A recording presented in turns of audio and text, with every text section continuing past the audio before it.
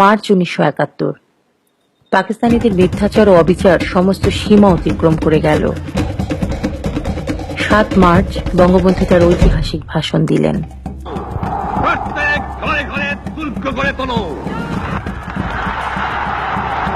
তোমাদের যা কিছু আছে তাই নিয়ে শত্রুর মোকাবেলা করতে হবে।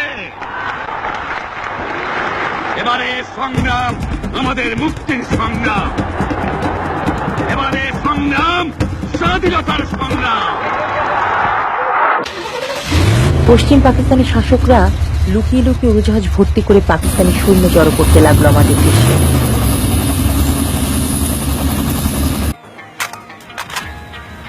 বাঙালি আর্মি ও পুলিশদের কাছ থেকে তারা নানান কৌশলে অস্ত্র কেড়ে নিতে লাগলো।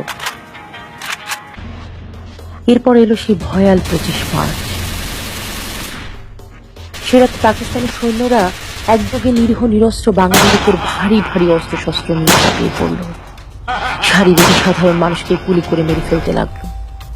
সাধারণ মানুষদেরকে ধরে ধরে পাকিস্তানি ক্যাম্পে নিয়ে যাওয়া হচ্ছিল। শিশু, নারী, শিক্ষক, ছাত্র, বয়স্ক মানুষ কেউই তাদের হাত থেকে রক্ষা পেল না। সমস্ত দেশে রক্তের বন্যা বয়ে যেতে লাগলো। বঙ্গবন্ধুকে বন্দী করে নিয়ে গেল পশ্চিম পাকিস্তানে। মানুষ ভয় পেয়ে শহর ছেড়ে পালাতে লাগলো। পাকিস্তানি সৈন্যরা বাঙালিদের ঘর বাড়ি পুড়িয়ে দিতে লাগলো। ধ্বংস হয়ে যেতে লাগলো সব। কিন্তু বাঙালি বীরের জাতি ধ্বংসস্তূপের মাঝ থেকে মাথা তুলে দাঁড়াতে লাগলো তারা। এমনই একজন বীরের নাম ছিল হেমায়েতুদ্দিন। আজ আমরা তার গল্প শুনব। কে ছিলেন এই হেমায়েত? কিভাবে পাক সেনাদের আক্রমণের প্রতিশোধ নিয়েছিলেন তিনি? তারা অস্ত্র পেয়েছিলেন কোথায়? কিভাবে 5000-এর বেশি মুক্তিযোদ্ধার এই বিশাল বাহিনী নিয়ে একের পর এক যুদ্ধে পাক সেনাদের নাজেহাল করেছিল তারা?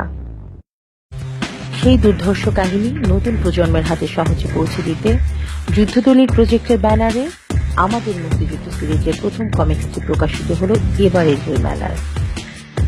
বাংলাদেশের স্বাধীনতা যুদ্ধে দলিলপত্র থেকে সংকলিত ইতিহাসের নানা ঘটনাবলীর উপর এই সিরিজ নির্মিত হবে। প্রথম সংখ্যাটি পাওয়া যাচ্ছে বইমেলার সরোয়ার্দী উদ্যান অংশের ছায়াবিথি স্টলে, স্টল নাম্বার 221। শুধুমাত্র 56 মূল্যের এই কমিক্সটি উপহার দিন ভবিষ্যৎ প্রজন্মকে।